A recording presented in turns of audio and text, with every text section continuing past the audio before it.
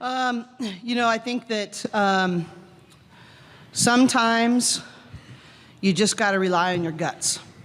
And we say all the time to our team that your commitments have to be greater than your feelings. And it took us a half to remember that, but I thought we regrouped at halftime and came out with much better focus, much more togetherness. The intention of our team is really good. They want to do it right. They want to work hard. They put in the work. I think we got distracted and we just weren't ourselves the first half. And my whole message to them at halftime is remember who you are and remember what you forgot. Because we are more than enough, and we can play so much better. And so proud of their response. Also want to give the Washington staff so much credit. Tina is one of the people in this business I respect the most. She's also one of the great basketball minds I love to just talk shop with. And, I just respect how she's building her program. And so a lot of credit to them because they gave us all we could handle.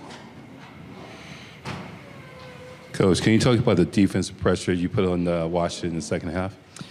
Well, it was supposed to be there the first half, but thankful that we rediscovered who we were a little bit. I just think, the whole game plan defensively was to put pressure on them and to try to limit back cuts and limit threes. They were 3 for 16 from the three-point line, and that's a huge piece for their offense. And I don't think they got very many back cuts, maybe one. I'm just really proud of the way that we executed that. So, and our pressure was a big part of that.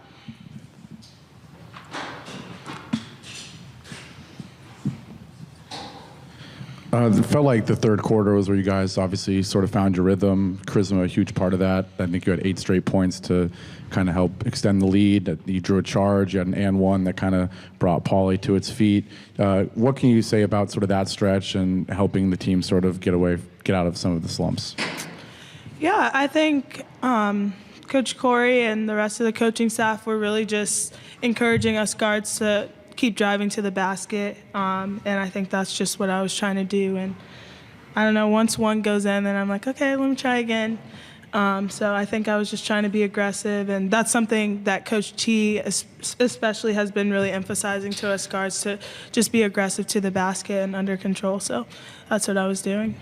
Coach, what do you think of just the overall offensive performance without Lauren? I know it's not the first time that there's been a long stretch of the game without her, but just what do you think? Obviously, the first half was rough, and then sort of finding your rhythm in the second. Yeah, I don't think it was our best offensive day in any way, shape, or form. But sometimes you just have to find a way to win ugly. And, I think we're going to have to adjust and be ready on Sunday to, take it to another level and to learn, okay, what did this teach us? So this is our first game without, somebody that we have built a lot around our offense, but we have a lot of weapons. Christine Iwala, I thought, did some really good things. And, Charisma was the person who hit her on the roll. That's her best shot, is when she's able to set a great screen and get in space on rhythm, and Riz really set her up for that. We need to do much more of that. But I think, Angela's been playing well in the post. Lena's made huge strides. It doesn't really mean it has to be in the post, but it just has to be that position. But, tonight was not a good night for us offensively. But I think that we can sort of regroup and go, okay, what did it teach us? And we can play so much better just with the people that we have. And I am totally confident in that. I do want to give a shout out to our crowd tonight and to our marketing staff.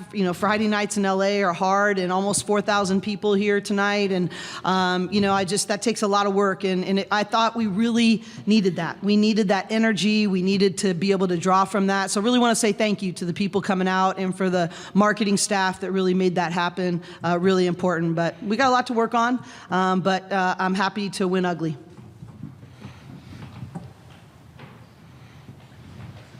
Coach, can you comment on Tina Langley's development at Washington? It seems like they've taken a step forward this year. You just look at, I've watched, so much film on them, and, I think they start out 11-0, and, they shoot the three really well. They spread you out. They know who they are. They didn't shoot as very well tonight either. I felt bad for the fans. Neither team was putting on much of a shooting display. But I mean, like I said before, she's one of the people I respect most in this business, and I'm really thrilled that they're going to the Big Ten team, Big Ten as well, because I know what she's building there. And Tina's really a great basketball mind, a special, genuine person, and honestly, she's probably one of the people that has invested in me personally in my career more than almost any other coach in the country. And I've known her since she was at Maryland and I was at Florida State, and so just really respect what she's doing, and I'm really thankful to call her a friend. And then Charisma, you guys' energy kind of took a while to get going. How do you, what's the plan for tomorrow? How are you going to regroup and prepare for Washington State? I think just, first of all, going to sleep tonight, because I think we're all tired. And then I think just locking in. I thought we did a way better job in the second half of like having good energy and just slowing down and like knowing what we're looking for. So I think just coming in and just trying to rechannel that from the second half into the next game. I think just coming in, locking into the scout, and getting ready for the next one. Charisma, you guys missed 31 of those 39 shots in the first half. So when you come back home and you guys are struggling from the field, what happens at halftime? And can you talk about that refocus you mentioned and what you guys did to have so much success in the second half? Yeah, I think we talked even before the coaches came in about what we can do better, how we can get other people better shots, and I thought the team did so much better with that in the second half. But I thought Coach Corey and the coaches were really just intentional about what we're looking for in the second half, and I thought it made it really easier for us to move the ball and find good shots for each other. And I think a lot of us really focused in, like, I think it's really rare for us to miss that many shots. So I think, especially me, I was like, okay, how can I make my layups, or how can I get somebody good pass so that they can make their shot? So I think that was just the mindset of the team, just to like calm down and really focus in on our shots.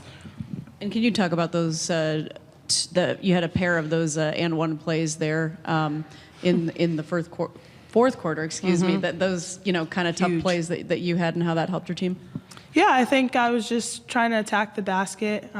Coach Corey was really encouraging me and the rest of the guards to. Encouraging is a really nice way of saying it. No, you were though. Okay, You did. all right, thank you. And I just saw an opening and tried to attack the basket. And in practice, we've been really focusing on attacking and finishing through contact. So I think that has helped me so much to be able to finish those shots. But yeah, I was just trying to be aggressive towards the basket.